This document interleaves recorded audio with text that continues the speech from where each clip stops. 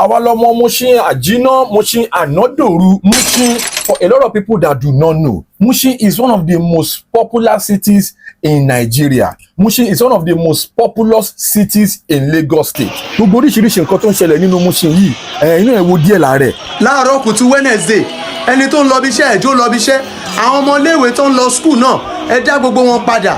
Ìtẹ̀jẹ̀sílẹ̀ ti pọ̀jù nínú Mushin. Ṣé Mushin tẹ̀ wá ẹjọ́ ẹtẹ̀ dúró náà? Ṣé Mushin tóbi ju Lagos State lọ ni? Tí a lè tackle insecurity, tá lè bá àwọn ọmọ yìí sọ̀rọ̀ láti last year ni wọ́n ti ń bára wọn jà. Ìgbà táwọn kan máa pè mí, wọ́n lè kó Mushin. Wọ́n ní ṣe torí pé primary election ń bọ̀, òun ni wọ́n fi ń bára wọn jà nínú Mushin. Àbíjà national ni. Mo ní kò ń ṣọ̀rọ̀ primary election. Tí primary election bá ń bọ̀, tẹ́lẹ̀ṣọ̀ bá ń bọ̀ nínú Mushin, eléyìí wọn kì í bára wọn jà torí pé wọ́n ríra wọn bí ọ̀rẹ́ ní àdúgbò kọ́rọ̀ everybody ti jáde. Bẹ́ẹ̀ kẹ̀dẹ̀ kò dẹ́ ń ṣọ̀rọ̀ national. Àmọ́ àwọn ọmọ yìí, wọ́n láwọn ọmọ Késárì àtàwọn ọmọ Ìjẹ̀ràbà ni wọ́n bára wọn jà. Àwọn kan néyàn 2 ló kú, àwọn kan néyàn 5, àwọn kan néyàn 7 ló kú, àti 5 àti 7 àti 8. Èwo ló wá da nínú ẹ̀dá 22 23 mo lu ọdún 3 gbáko níbi tó ti ń pààyàn tó ń ràǹgèèyàn tó ń ṣe firing square. Apadà fi kọ́gbọ́n ni òjìyà ológbọ́n tantíṣà ẹ̀. Ó padà jẹ́ ká strong ni ó yẹ padà jẹ́ ká mọ̀ what is good and bad. Ó wá dilé ní àwọn kan wá náwọn Késárì. Àwa ò tí ì ṣe gbogbo nǹkan táwọn eléyìí ṣe yìí o. A bẹ̀rẹ̀ sí jálé sílé o. Àwọn eléyìí ń jálé sílé lọ́sàn-án gan lóru. Wọ́n ń gba phone, wọ́n ń gba POS, wọ́n ń gba jewelries, wọ́n ń gba ATM card, wọ́n ń gbé nǹkan tó bá lè gbé. Ẹ̀dẹ̀ wà ń bẹ̀, ẹnẹ́yin legislator, ẹnẹ́yin area commander, ẹnẹ́yin GPO.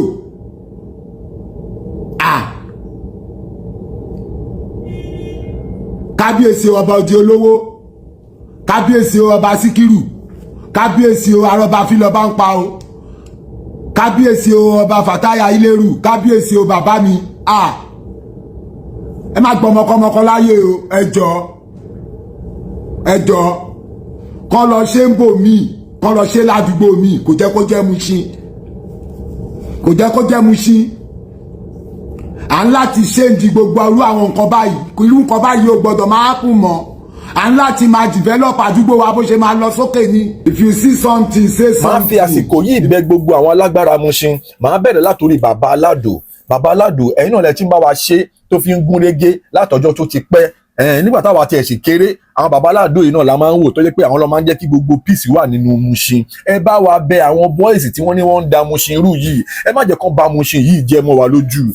Abija Razaki, ẹ bá wa bẹ̀ àwọn boys yìí. Ẹ má jẹ́ káwọn people yìí kán ba Mushin jẹ́ mọ́ wa lórí. Ẹ jọ̀ọ́, ẹ̀yin tẹ́ jẹ́ alágbára Mushin, Hakeem no case. Ẹ má wo kinní yìí ràn, ẹ má wo ọ̀rọ̀ yìí ràn bó ṣe ń lọ yìí. Àwọn Amọ̀dẹ̀májá champion, ẹ má jẹ́ ká jókòó, ẹ má jẹ́ ká káwọ́ gbéra, ẹ má jẹ́ ká wo àwọn people yìí kan ba Mushin jẹ́. Mushin ìlú ńlá ni. Mushin is one of the most important commercially inclined cities in Lagos State. The ecosystem of Lagos State can never be complete if you do not mention Mushin. Ẹ má jẹ́ kán ba Mushin jẹ́ mọ́ wa lójú, ẹ jọ̀ọ́. Àwọn Sobodina gbogbo kókà olóòṣà, ẹ jọ̀ọ́, ẹ bá wa bẹ̀ àwọn boys yìí, ẹ má jẹ́ kán ba Mushin jẹ́ mọ́ wa lójú. Mushin ò kì í ṣe ìlú kan fún ọmọ jẹ́jẹ́. Gbogbo ẹni tó bá ti jáde láti inú Mushin báyìí, a máa ń já. You understand? A máa wà very civilized, a máa wà very active. Kì í sùn rárá. Òun náà ṣe ń pè wá ní Ànádòru, Mushin Àjínà. Bẹ́ẹ̀ ni, tí bá ń sọ̀rọ̀, a lot of people will say, I'm no longer living in Mushin. I don't have anything to do with Mushin again. As long as you are from Mushin, ó ti mu omi Mushin, ó ti jẹ oúnjẹ Mushin, atẹ́gùn Mushin ló fà símú, ló mí dàgbà. You are part and parcel of Mushin, no matter where you are. You might be in America, you might be in Europe, you might be in all over African countries, you might be anywhere. As long as you are from Mushin, ó ti jẹ oúnjẹ Mushin, ó ti mu omi Mushin, atẹ́gùn Mushin ló mí tó fi dàgbà, ògo Mushin ló wà lára ẹ̀. Bẹ́ẹ̀ ni. So when they are talking about Mushin and stuffs that are happening in Mushin, don't feel nonchalant. Don't feel like, it doesn't concern me now. Kí ló kàn mí àti Mushin, kíni kan. No. Ọmọ Mushin la wa, no matter where you are still part and parcel of Mushin. I'm a proud Mushin. Steady. Kò sí kankan tẹ́ni kankan fẹ́ ṣe sí. Kò sí kankan tẹ́ni kankan fẹ́ sọ nípa Mushin. Tó máa wá mú mi máa deny. Some people will even go places, they will ask them, where are you from? You are from Mushin. Why are you now scared? Why are you now ashamed? Why are you now scared of saying I'm from Mushin? Me, I am from Mushin. No matter who I meet, kó jẹ́ ọmọ Queen Elizabeth, kó jẹ́ ọmọ kó wá láti Bronx ní New York, kó wá láti Berlin ní Germany, I will tell you straight up. Me, I am from Mushin. Nǹkan tó bá fẹ́ ṣe òun ni kò ṣe sí. I am a Mushin proudly. You understand? Ẹ jọ̀ọ́, ẹ jẹ́ ká máa So ẹ jẹ́ kí we should lend our voices and support to make sure that Mushin goes back to what Mushin used to be. Because Mushin tẹ́ ẹ̀ wò yẹn one of the most important cities in Lagos State. Bẹ́ẹ̀ni, àwa tá jẹ́ ọmọ Mushin kò síbi tá lè wà. We are global citizens everywhere. Ní gbogbo ilé ayé yìí ni a wà. We are doing good. Ọmọ ológo Mushin, ìlú ọmọ ológo ni Mushin. Bẹ́ẹ̀ni, a lè wá káwọ́ gbéra ká wá máa wò kí Mushin wá máa lọ bó ṣe ń lọ yẹn. Àwọn ọmọ tó jẹ́ pé wọn ò tiẹ̀ mọ bí ọ̀rọ̀ Mushin ṣe jẹ́. Àwọn ọmọ tó jẹ́ pé àwọn ọmọ kékeré ni wọ́n. A lè máa wò wọ́n ràn kí wọ́n bẹ̀rẹ̀ sí ní máa da Mushin rú. Gbogbo àwọn tó bá wà lẹ́yìn gbogbo ìwà àbàjẹ́ yìí kò sẹ́ni náà, kò sí bí ẹni náà ṣe lè tóbi tó. Gbogbo ẹnikẹ́ni tó bá wà nídìí ìwà àbàjẹ́ nínú Mushin yìí Ọlọ́run rí ó kú Ọlọ́run. Bẹ́ẹ̀ nítorí pé kí ni olójú òní lajúlẹ̀ báyìí kí tàlùbọ̀ ó kó wọ̀. Then látòrí bàbá Aládò, bàbá Bílíámínù, ẹ jọ̀ọ́ nítorí Ọlọ́run ẹ bá wa pe àwọn boys yìí, ẹ bá wa bá wọn sọ̀rọ̀, kó má bàa lu Mushin jẹ́. Akeem no case, ẹ bá jẹ́ ká káwọ́ gbéra o, ẹ jẹ́ ká pe àwọn boys yìí kí ọmọ nǹkan tó ń ṣe kó má bàa ìlú Mushin jẹ́ fún wa o. Sobodina, gbogbo kókà, gbogbo olóṣà, ẹ jọ̀ọ́ ẹ bá wa bẹ àwọn boys yìí, ẹ bá wa bá wọn sọ̀rọ̀ kó má bàa ìlú Mushin jẹ́. Mọ̀dẹ̀májà champion, ẹ bá wa bẹ àwọn boys yìí kó má bàa ìlú Mushin jẹ́ fún wa o. Bẹ́ẹ̀ ni Abija, ẹ jọ̀ọ́ ẹ bá wa bẹ àwọn boys yìí kó má bàa ìlú Mushin jẹ́ fún wa. Mushin ò ní bàjẹ́. Gbogbo ìjà tó ń ṣẹlẹ̀ ní gbogbo alásàlátù ìdí àràbà ọ̀nà àwọn ọmọ Késárì, àwọn ló ń da gbogbo nǹkan rú. ẹ jọ̀ọ́ ẹ bá wa pe àwọn bọ́ìsì yìí níbi tí wọ́n máa ti ń gbọ́ kó má bà Mushin jẹ́ fún wa. Bẹ́ẹ̀ nítorí pé Mushin ò gbọ́dọ̀ bàjẹ́. Àwọn Gànjé Kùmà, Tọ́ba, 50 Cent, gbogbo àwọn alágbára tí mò ń pè yìí, ẹ jọ̀ọ́ ẹ jẹ́ ẹ dìde, ẹ má jẹ́ ká káwọ́ gbéra. Mushin tẹ́ ń wò yìí, for a lot of people that do not know, Mushin is the biggest entertainment hub in Lagos State. Tí n bá ka àwọn superstars, àwọn legends tó jẹ́ pé wọ́n ti jáde láti inú Mushin, tó jẹ́ pé wọ́n ti fìgbà kan gbé nínú Mushin, tí kárí àwọn fi grow, tí kárí àwọn fi blow, tó fi di superstar láti inú Mushin yìí náà ni. Màá máa fún yín láti orí àwọn Alhaji Síkírù Àyìndé Barrister. Bẹ́ẹ̀ ni Mushin yìí náà ni wọ́n gbé tí gbogbo kárí àwọn tó fi di nǹkan tó dì ní ilẹ̀ tó mọ́lẹ̀ nìyí. Tẹ́ bá tún wo àwọn Chief Orlando Ọ̀wọ̀, Mushin yìí náà wọ́n gbé Mushin láwọn táìmù kan tí kárí àwọn tó fi gbẹ̀rẹ̀gẹ̀dígẹ̀. Even Àyìnlá Ọmọwúrà wọ́n gbé Mushin yìí. Alhaji Kollington Àyìnlá wọ́n gbé Mushin yìí.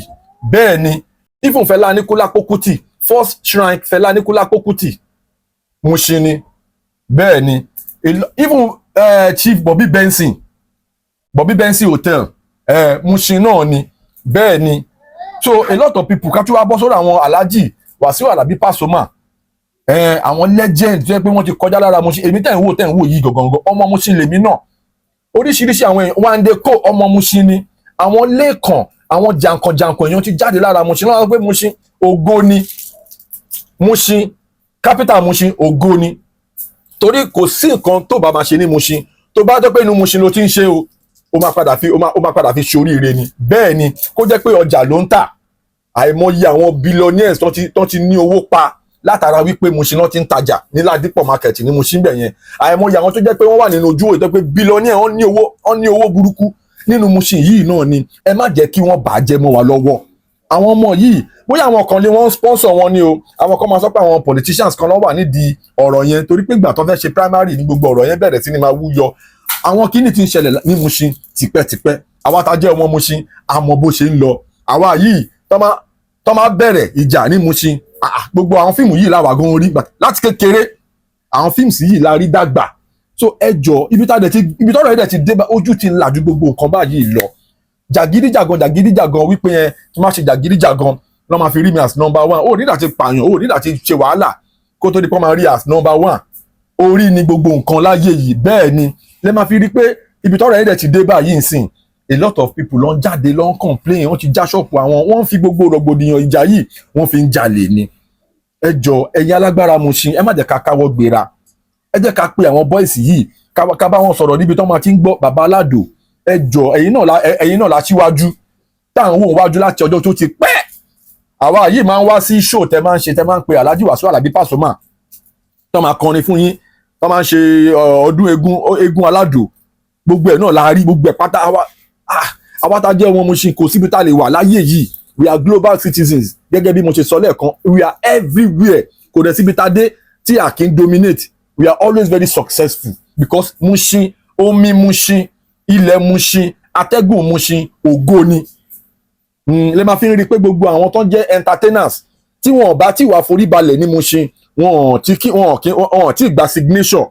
Bẹ́ẹ̀ ni kò kí ń ṣe àwọn olórin Fuji nìkan, even àwọn olórin jùjú King Sunny Adé at one point in time ní life wọn wà ní Mushin tó ti ṣoríire dáadáa tó pé Mushin yìí náà ni.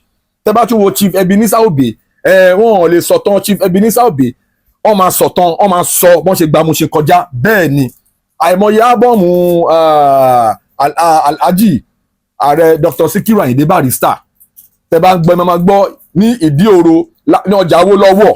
Bẹ́ẹ̀ ni Mushin ìlú ògo ni, kò sí nǹkan tó bá máa ṣe tó bá ń ṣe nínú Mushin ó máa jẹ lọ, ó ṣú ọ̀bàjẹ́. tó bá yẹ pé òní ló ń kọ́ ni ó máa popular, ó máa wà very successful. Tẹ́ bá wo the likes of the legendary Alhaji Wasiu Alabi Pasuma ẹ máa rí i pé nínú gbogbo onífújì o ò lè fọwọ́ rọ́ Pasuma sẹ́yìn, kò possible. ọmọ Mushin born and bred ni. Bẹ́ẹ̀ ni àpọ̀ bẹ́ẹ̀ tó jẹ́ pé àlùbáríkà Mushin yẹn òun ni Ọlọ́run fi jẹ́ kí gbogbo wa gòkè. Bẹ́ẹ̀ ni bó ṣe rí gangan nìyẹn, kò ń ṣe ọ̀rọ̀ tẹnubọ́ọ̀lù. àwọn tó jẹ́ ọmọ Mushin wọ́n mọ̀ nǹkan tí mò ń sọ nínú fídíò yìí. Bẹ́ẹ̀ ni so a lè wá lajúlẹ̀ káwọn kan báyìí wá máa ṣẹlẹ̀ nínú Mushin ká má wàá sọ̀rọ̀. ẹ jọ bàbá aládò ẹ bá wa pé gbogbo àwọn boys yìí, gbogbo ibi tí wọ́n ti ń dáná tẹ̀ tán ti ń ṣe gbogbo ẹ̀ lọ́tùn lósì, ẹ bá wa pè wọ́n kẹ́ bá wa bá wọn wí bẹ́ẹ̀ ṣe máa ń bá wọn wí, kẹ́dẹ̀ bá wọn sọ̀rọ̀ kẹfà wọn létí kán jáwọ́ gbogbo ìbàjẹ́ tó ń ṣe, kán jáwọ́ ń díẹ̀. ó ti wá ń di pé àwọn èèyàn lè wá sí ṣọ́ọ̀pù, wọn ò lè wá sí ṣọ́ọ̀pù ní Mushin tó máa ń sọ pé Mushin àjíná, Mushin ànádòru. ọ̀rọ̀ yẹn ní mínì, wọn kì í close lọ́jà Mushin, a máa ń nà dòru mọ́jú ni. Bẹ́ẹ̀ ni ní Mushin ó wá ti ń di pé àwọn èèyàn tó bá ti di 6-7 wọ́n ti bẹ̀rẹ̀ sí ní ti shop, wọ́n ti bẹ̀rẹ̀ sí ní sálọlé. kò kí ń rí bẹ́ẹ̀. Mushin a máa ń nà dòru ni. àjíná ọjà tí wọ́n máa ń jí ná, tẹ́ bá débẹ̀ ní 6:30 láàárọ̀ kùtùkùtù ẹ máa ra nǹkan Mushin. tó bá tún di òru kò possible kó máa gbénu Mushin kó wá di 3:30 lórí kó wá ní ibi ń pa èrò oúnjẹ jẹ. tẹ́bi bá ń pa ẹ́ ó máa stroll bọ́ta nínú yàrá ẹ̀ báyìí ni ló máa lọ ra oúnjẹ ń junction. ìyá olóúnjẹ wà ń bẹ̀ tó ń ta rice, tó ń ta màlà, tó ń ta ọ̀bọ̀kọ̀tọ̀, tó ń tẹja, tó ń tó gùfẹ̀ ní junction. gbogbo junction ní Mushin.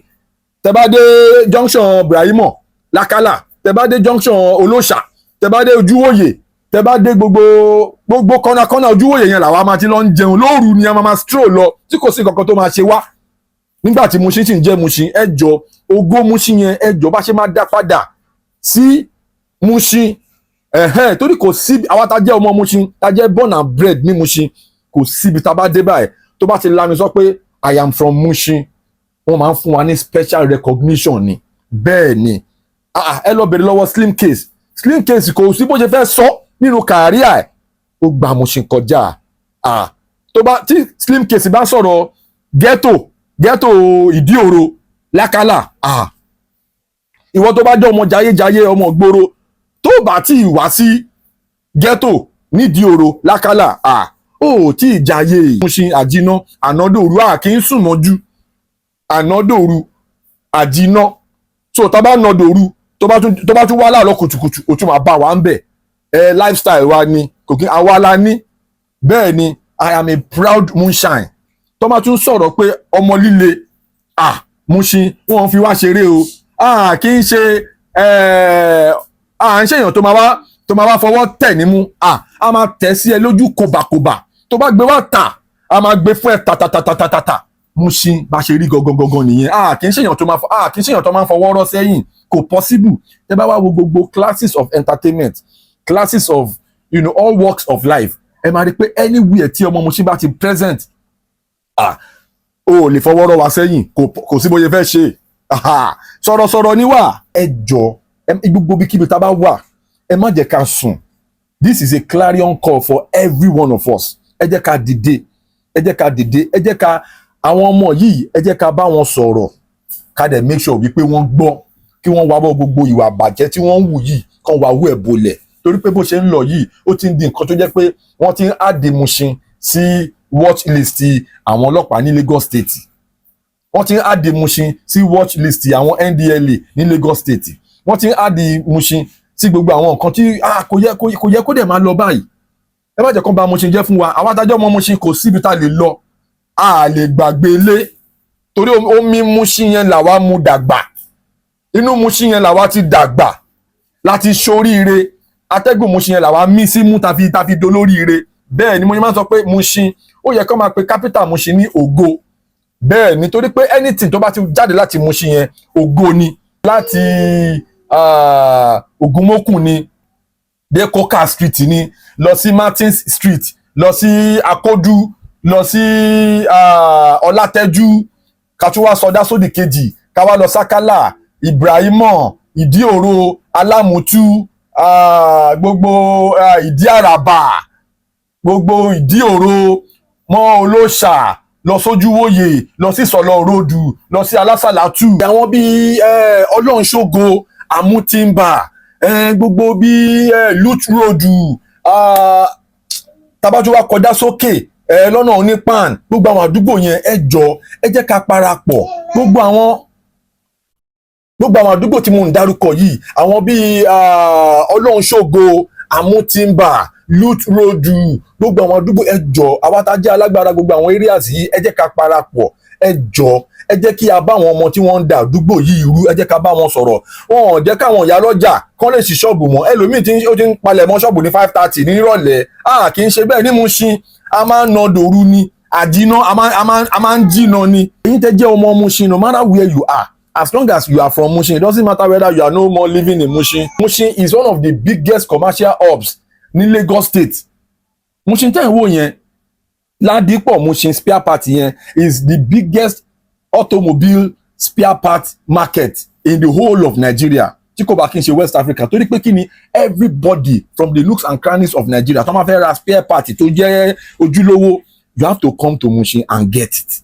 Tẹ́ bá tún wá lọ sí Way Street nínú Mushin yìí náà anything tó ní ṣe pẹ̀lú leather goods shoe making materials belt making materials bag making materials you have to go to Way Street. Way Street tẹ́ ń wò nínú Mushin yẹn is one of the largest markets when it comes to leather goods shoe making materials bag making materials. ẹ jọ ẹ bá wa báwọn people yìí sọ̀rọ̀ ẹ má jẹ́ kán bá Mushin jẹ́ ẹ jọ nítorí Ọlọ́run Jeff Owólẹ́wà lórúkọ mi. If you know that you have not subscribed to my channel please subscribe to my channel and smash that notification bell so when my next video is popping up you will be the first to see it. Yes so ẹ jọ ẹ jẹ́ kí a mọ kinní kan lọ́kàn no matter where we are as long as you are from Mushin you are a moonshine. God bless you for watching my videos. Please subscribe to my YouTube channel and press the notification button.